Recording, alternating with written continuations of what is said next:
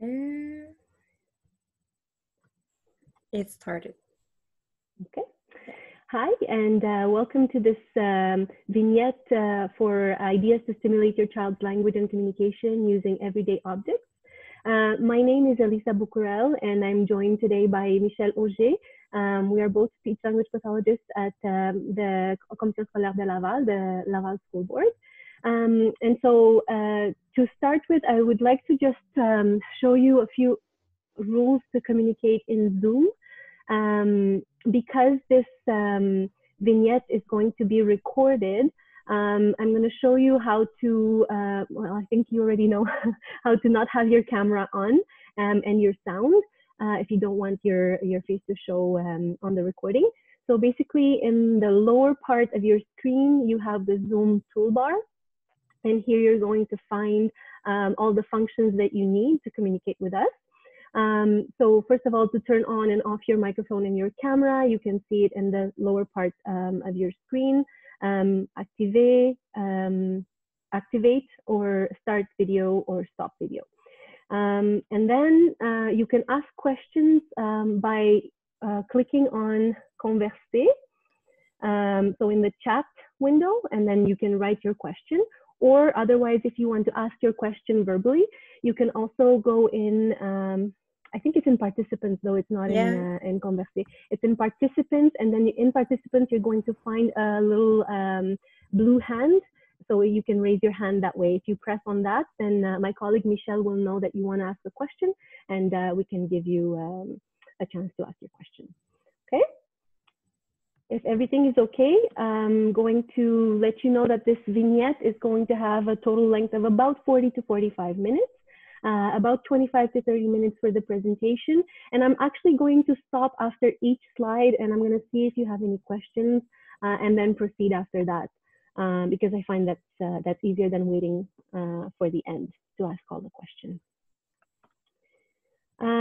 Just a little caveat, a little attention is that we would like you to ask questions of a general nature and not name any children, especially because this vignette is going to be recorded and placed probably on the school board's YouTube channel for other parents to see it.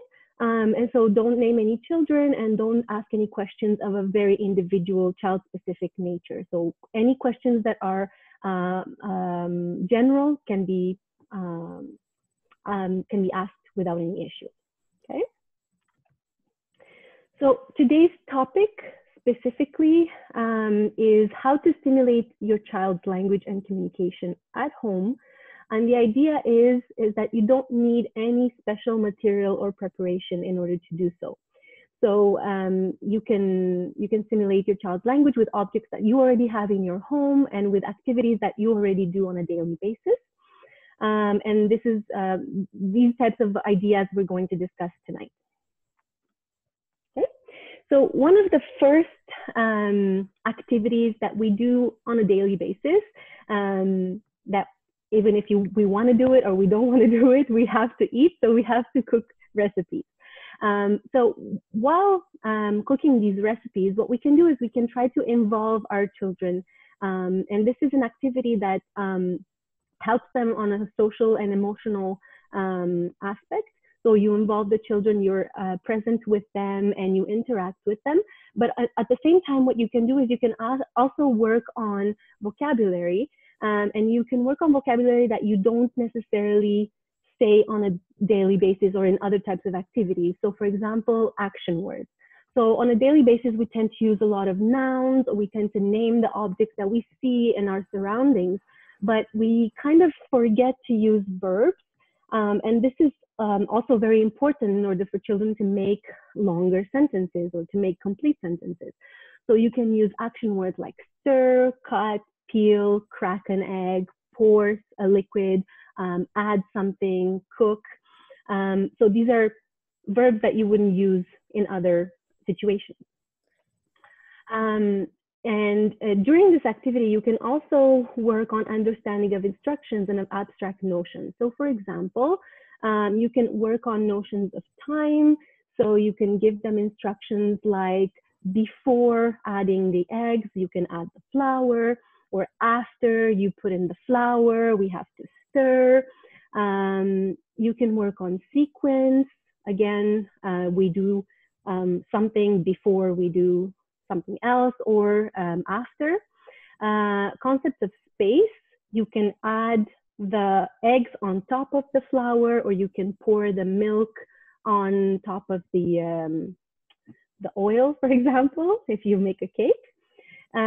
You can work on quantity. You add 2 eggs, or you add as much oil as you add milk in quantity, for example. And this is going to be very important, for example, when children learn mathematical notions. So it's going to help them in school.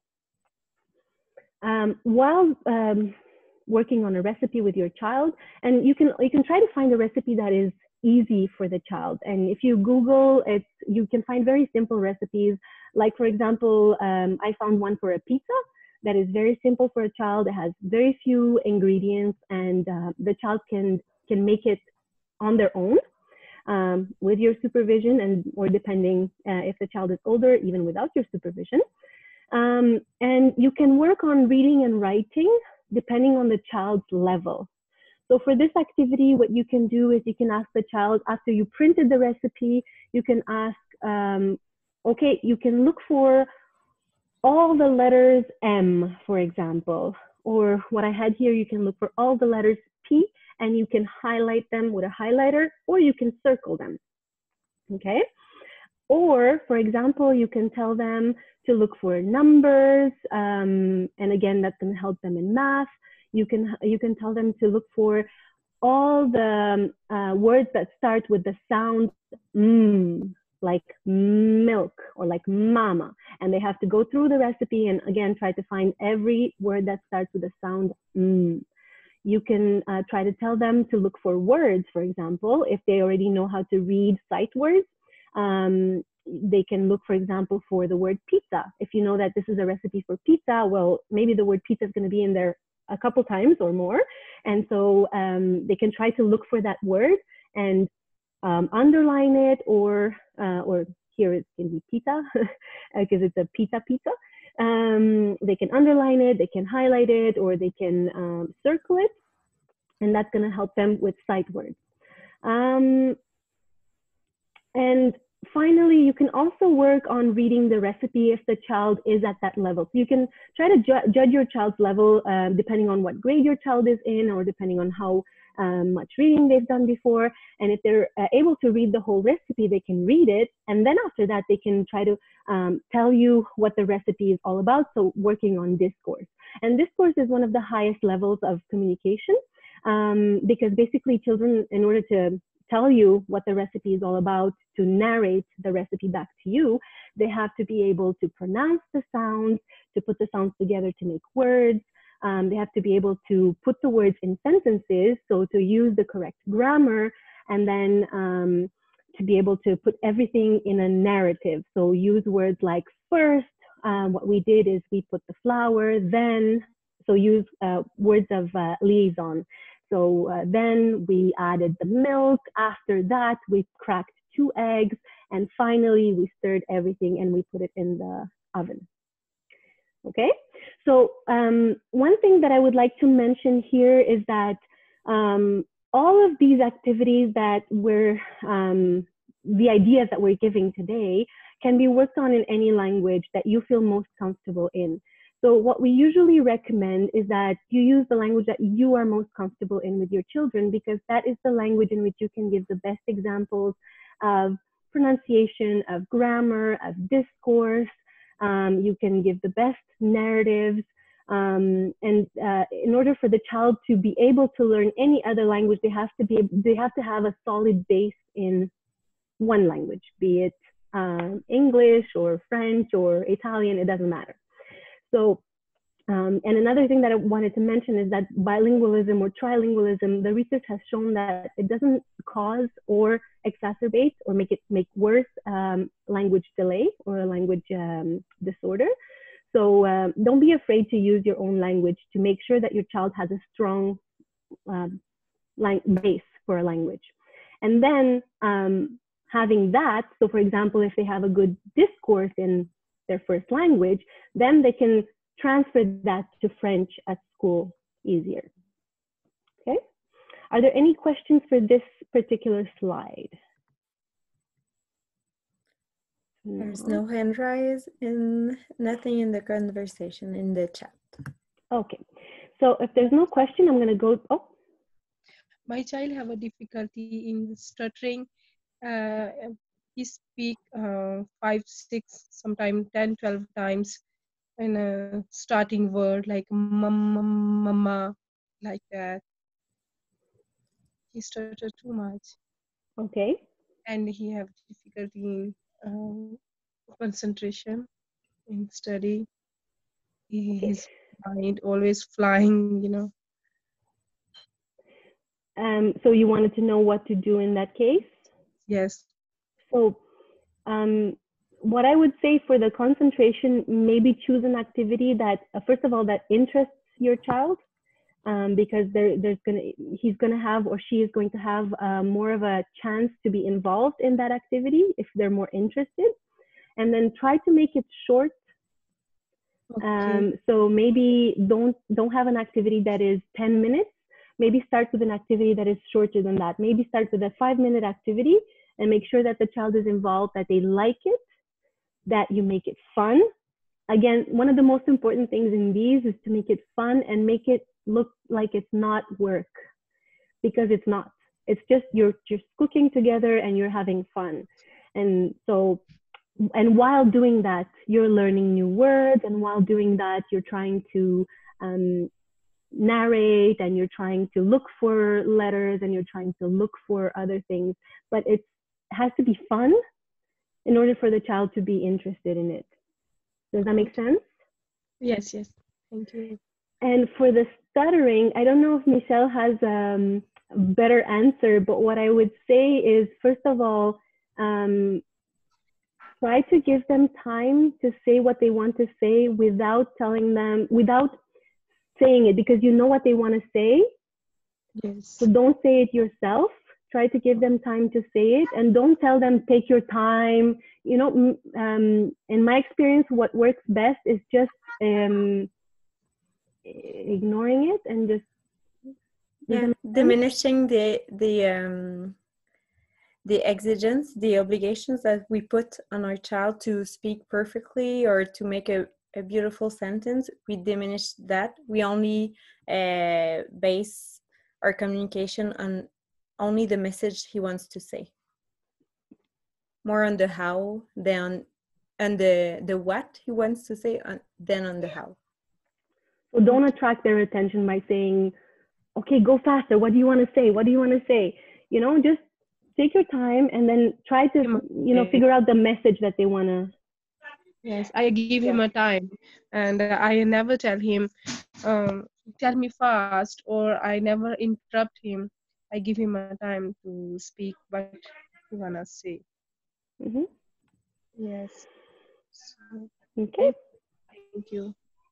No problem. So we're going to go to the next activity that we have. The next idea is that we all have to go grocery shopping. We have to go to the store and buy all the items that we need to make the recipes, for example, or to make the food that we eat daily. And we can also involve our children in this type of activity. So one of the things that we can do is we can have them.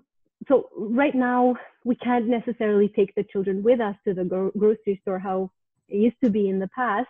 But one of the things that we can do is we can ask them to help us with the grocery list. So they can, for example, look in the flyers. We can look together with them in the flyers, and we can try to make the grocery list. We can ask them to look in the flyer and try to identify sounds or letters, depending again where the child is in the reading experience. So if they know how to read letters, then they can identify all the letters P that they can see in the names of the grocery items. You can ask them, okay, let's try to find all the words that start with the sound P, P. like, for example, pita. And then you can try to go with the child, look through the flyer and see all the words that start with the sound P. Or let's try to find all the words that start with the sound of your name. So let's say my name is Elisa, but let's say my name is Rebecca because that's a harder name. Let's say my name is Rebecca. We're going to try to find all the items that start with the sound R, R. And then you go rice or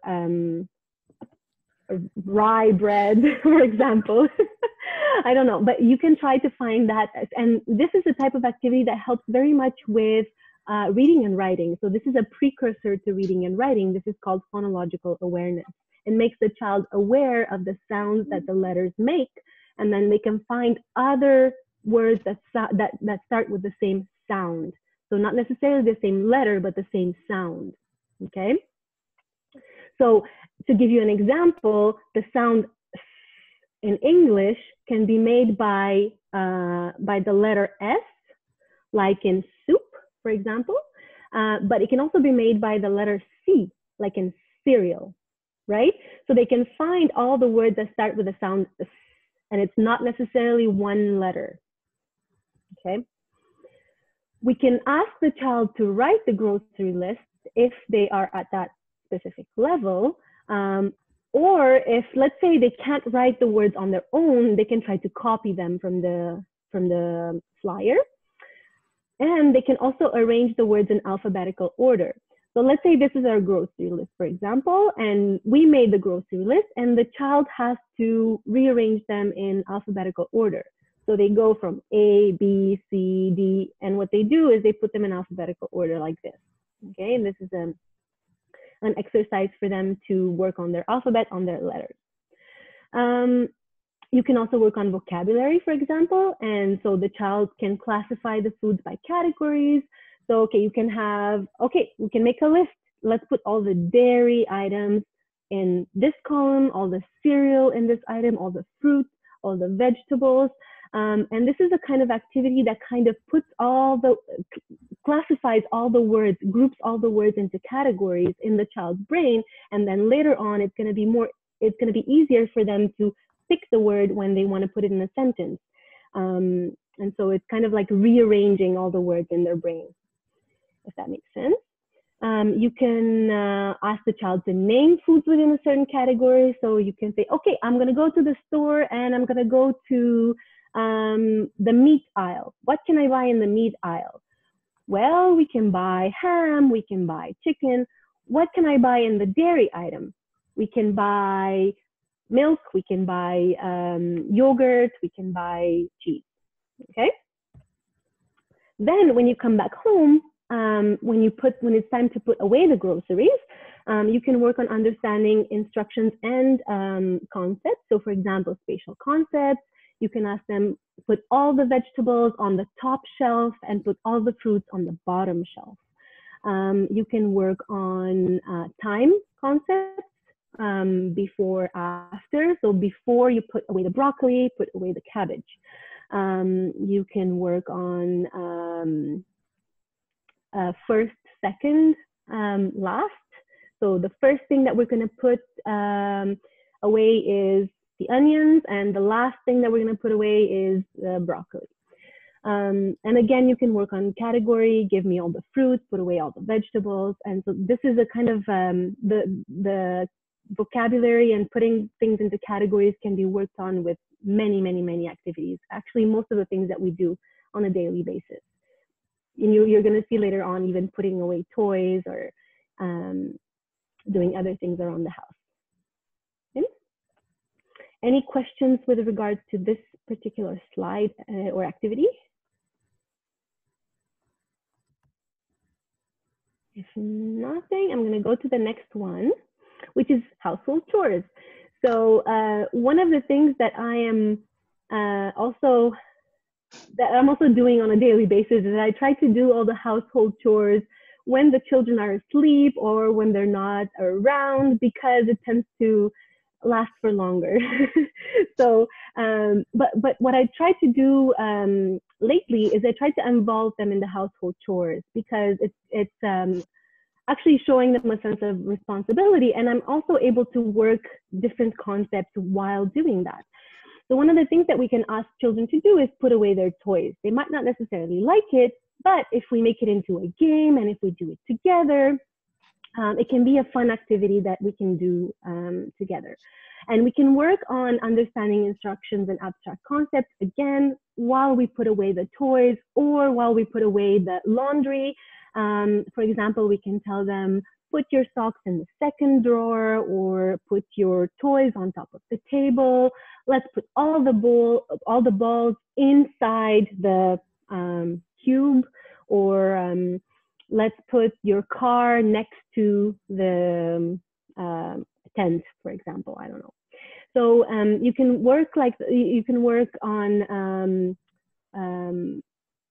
instructions involving concept of space, again, so on top, under, near, next to, between, in between, in the middle.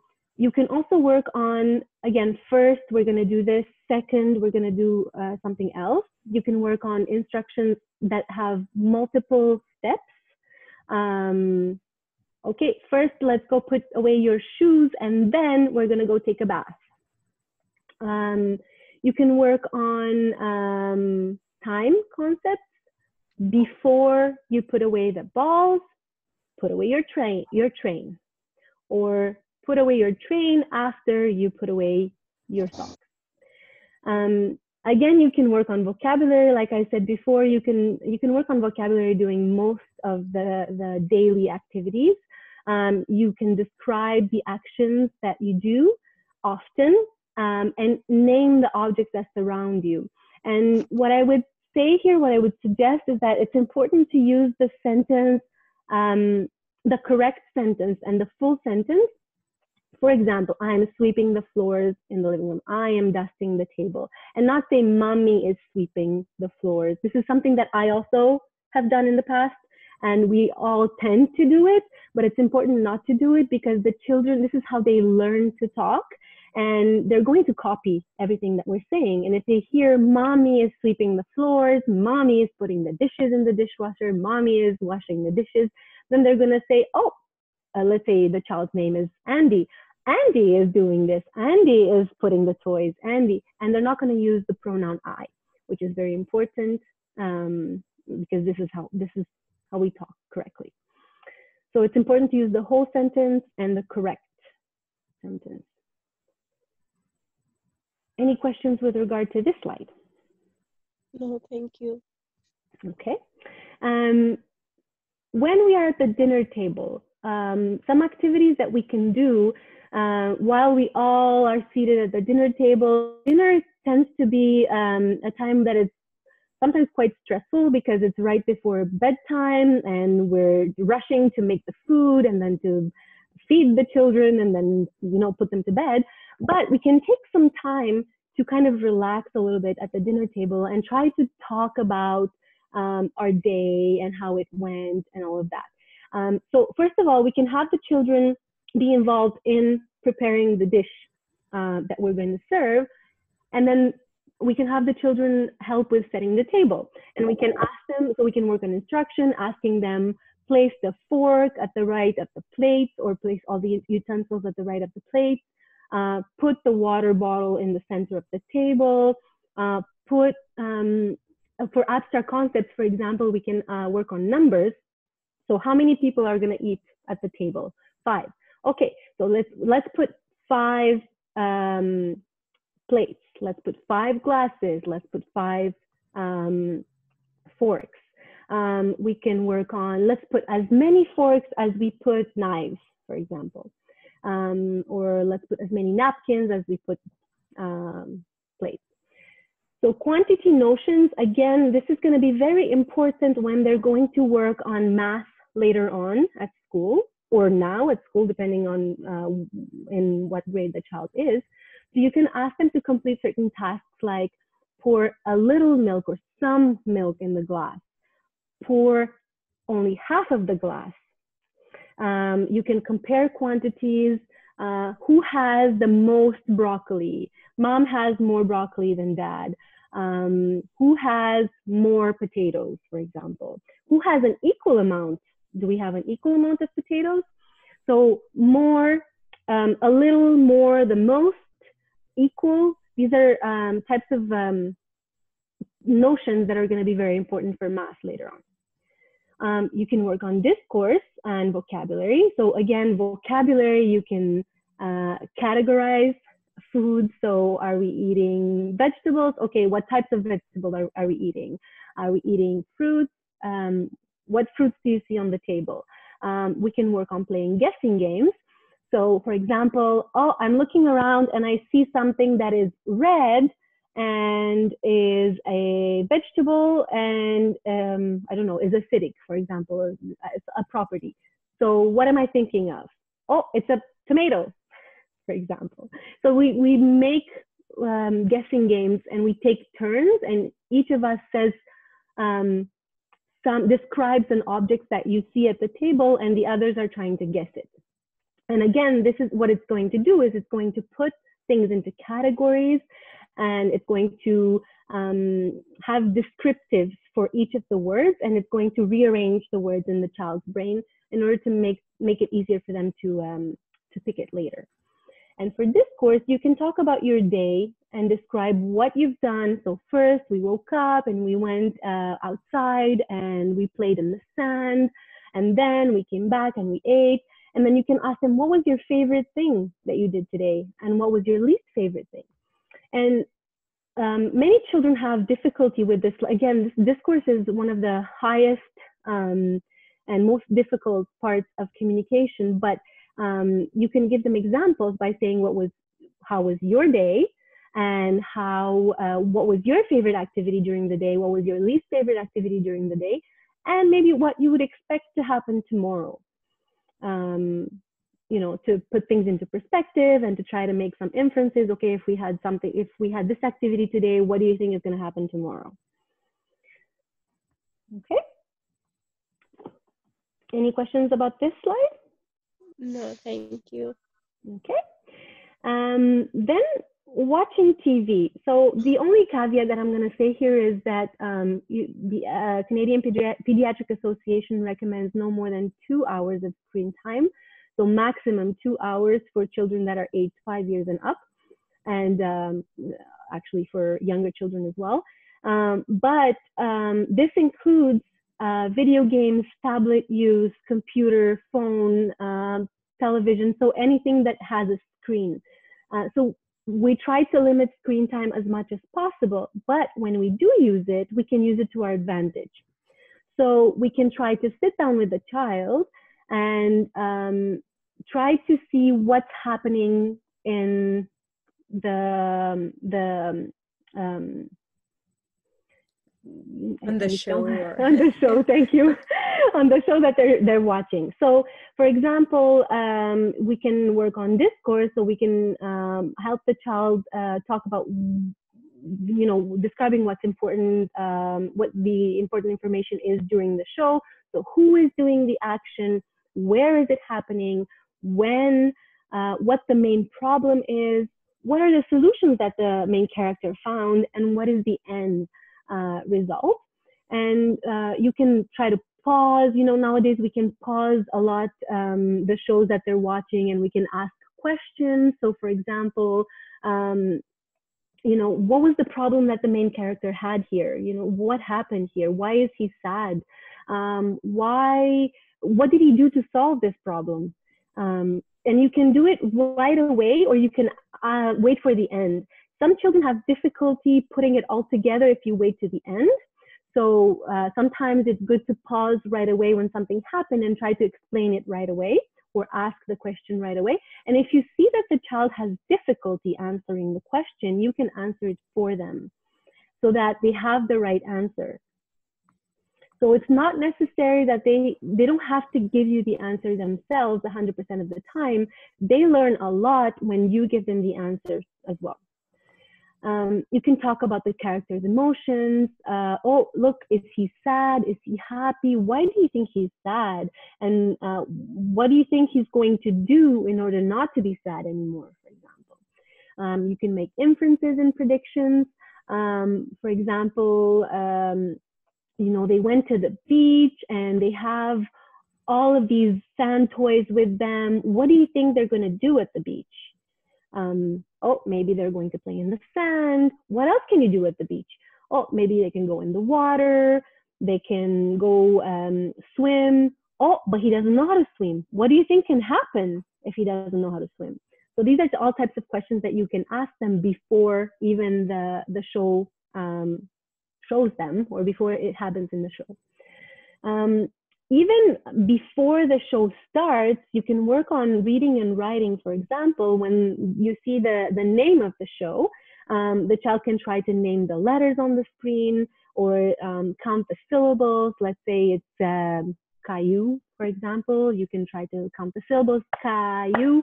And this is a very, you know, it's for children who are way younger, but just to give an example. They can try to read words that they know. Sometimes you can put the show and they can have closed captions, so the subtitles underneath, and that helps the children with reading the words. And you can pause it and say, okay, what word is that, or what letter is that? And even while reading the name of the show or of the movie, if the child is older and they read the name of the movie, you can try to ask them, okay, so the movie is called Peter Rabbit, for example. What do you think the movie is going to be about? And maybe it's going to be about a rabbit whose name is Peter. Or let's say the movie's name is The Little Sad Boy. What do you think the movie is going to be about? Oh, maybe it's going to be about a boy who's sad. Why do you think he's going to be sad? And sometimes you can see a picture and they can try to figure out why that happens. Sometimes not. And you can watch the movie and then ask the question again at the end. So why was he sad in the end? What happened and how did he solve the problem? Okay. Any questions?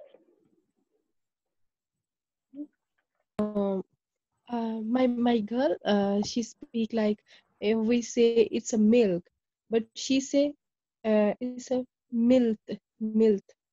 If I say it's a cycle, no, she say settle, like she speak like that. Now she's 4.5, but she's not speak clear. So she has difficulty pronouncing words? Yes.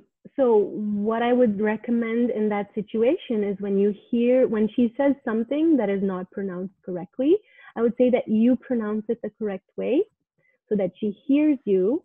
And I would try to make her look at my mouth as well to see how I'm pronouncing the word. So for example, if you said that she's pronouncing milk, like milk, so I would say, oh, you're right. They are drinking milk. Can you watch me? Milk. And Yes. You don't have to force her to say the word back if she doesn't want to. If she wants to repeat it, then that's perfect. You can tell her, good job, you tried to repeat it, or good job, you said it well.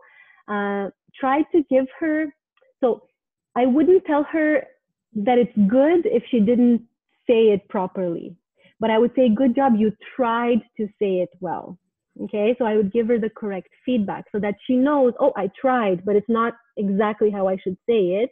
And maybe next time she's going to try to say it again, and maybe she's going to say it right. Does that make sense? Yes, yes. But don't put pressure on her to repeat it after you. Even just the fact that she sees you and hears you say it correctly is going to have an impact. Okay, on we how have she's going to say it later. with facial expression also. So to show, because it's very important for many sounds, she's going to have input from how you pronounce it. She's going to see your mouth. Some sounds you can't see because they're in the back of the mouth or they're inside, but many sounds you can also see on the lips and how we move our mouth. Okay. So that's why we try to make sure that the children watch us and watch our mouth when we say them. And I would repeat the word, so it's milk, but I would say, good job. They are drinking milk. You're right. They're drinking milk. I wouldn't say, no, that's not how you say it, because you're discouraging her when you say that. Yes, yes. Does that make sense? Yes. So try to encourage as much as possible by saying, yes, you're right. They're drinking milk, milk. And then if she wants to repeat, fine. If she doesn't, don't make her. Because if you force her to say something, then she might become frustrated and she might not want to say it again later. Okay. Okay? Okay.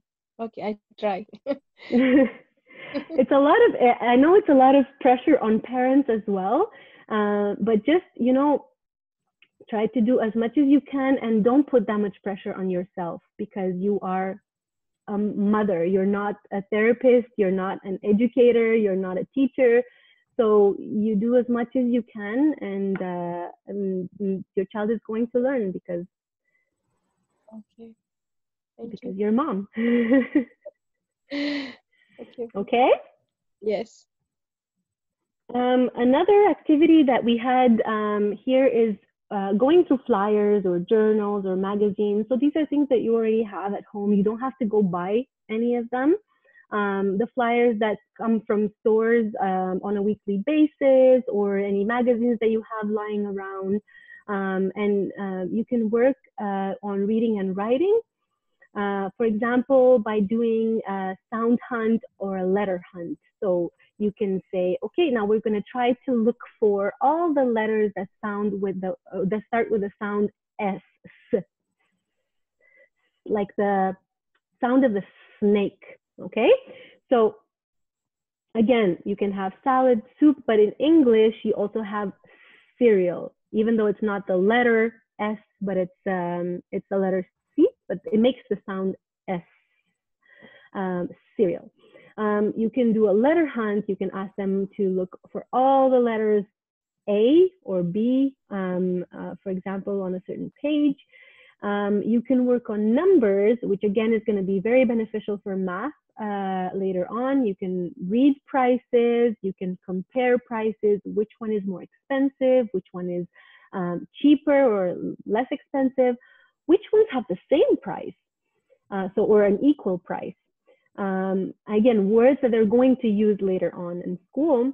You can cut the images and you can put them in ascending or descending order. So from the cheapest to the most expensive, or from the most expensive to the cheapest, for example. And it's a fun activity that they can do because they can cut, and they like that usually, and or then they can put them in order, and they can glue them on. They can make like a little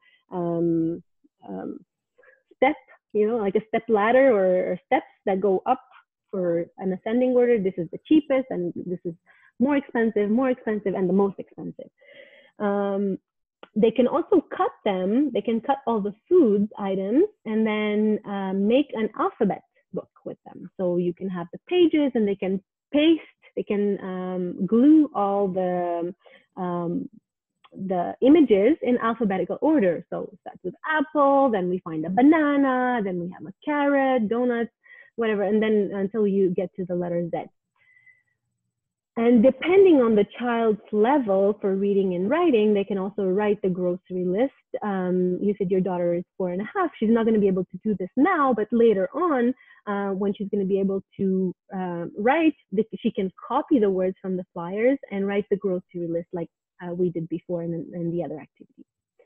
And again, the other thing that comes very often is vocabulary, which can be worked on using flyers, because we can, again, put words into categories. So let's say this is the flyer that we have. We can say, oh, let's find all the fruits and circle them. Let's circle all the fruits. And the child goes and finds all the fruits and circles them. Let's find all the vegetables, which ones are vegetables, and put an X on them. Okay, so mark them with an X. Or if the child is more advanced, if you see that they can do this very easily, you can say, you can circle all the fruits except for the bananas. Okay, so make it a bit more difficult. Or circle just 3 fruits. Or circle the fruits in the middle row. So you can make it more difficult for them this way. Okay. And I think this was the last slide. And you can do the same thing with journals and magazines. Journals tend to have fewer pictures, or magazines maybe have a little bit more, but then you can work on reading and writing and finding letters and numbers and trying to make it fun this way, and cutting and pasting. And okay. So do you have any questions in general about anything that we discussed today?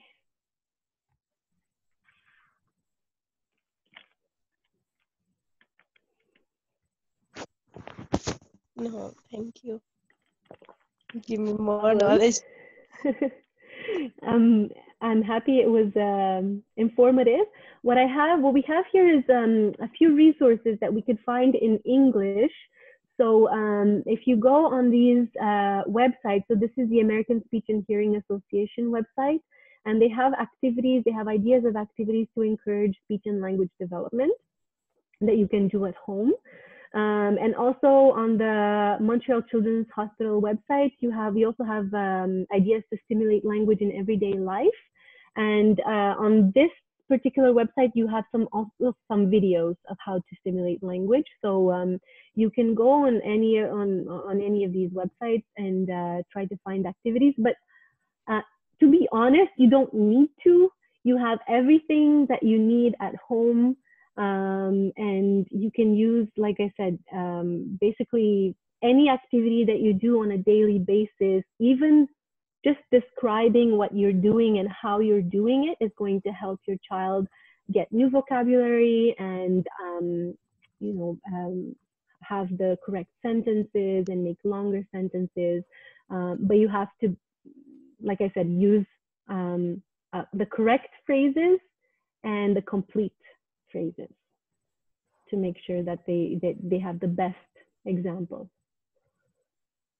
Okay. Okay.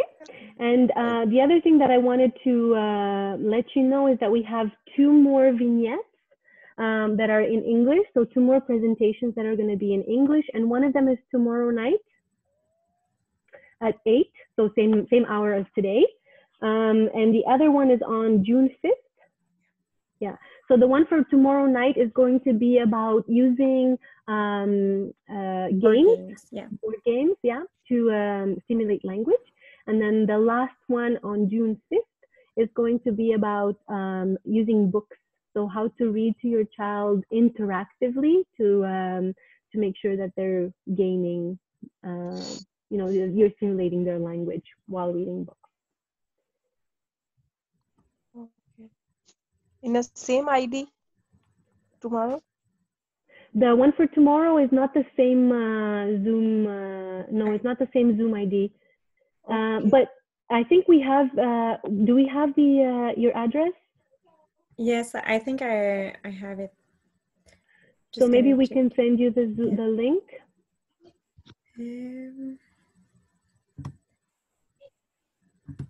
I think.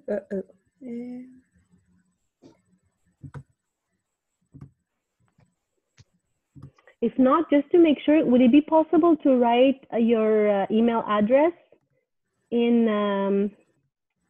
I'm just looking if chat. I have it there.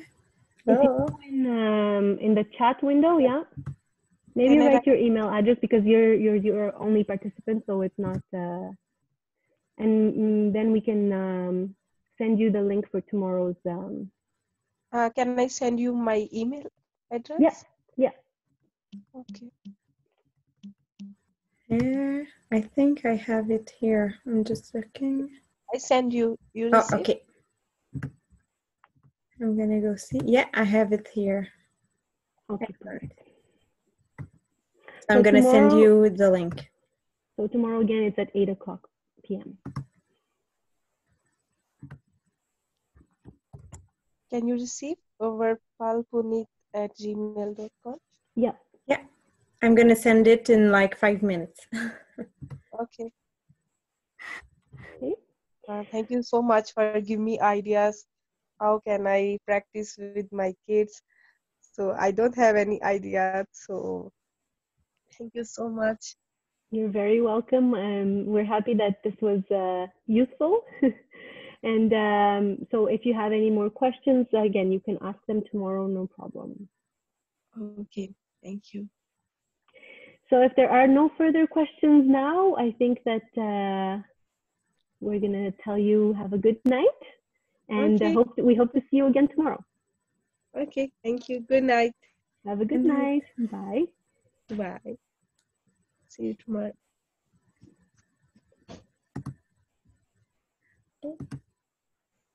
Here. Okay.